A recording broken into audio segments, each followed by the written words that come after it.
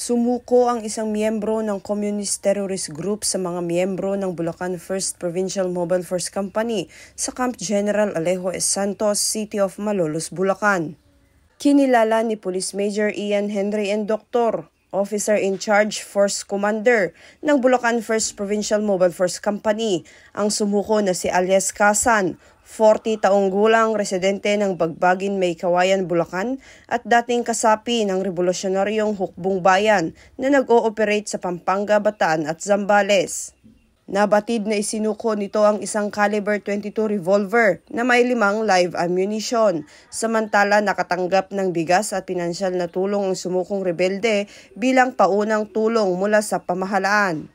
Sa ilalim ng programa ni Pangulong Ferdinand Marcos Jr. na naglalayong sugpuin ang insurhensya, ang pambansang pulisya ay patuloy na hinihikayat ang mga natitirapang miyembro at taga-suporta ng CTGs na magbalik loob sa pamahalaan at samantalahin ang programa nitong ECLIP o Enhanced Comprehensive Local Integration Program at magkaisa tungo sa isang bagong Pilipinas.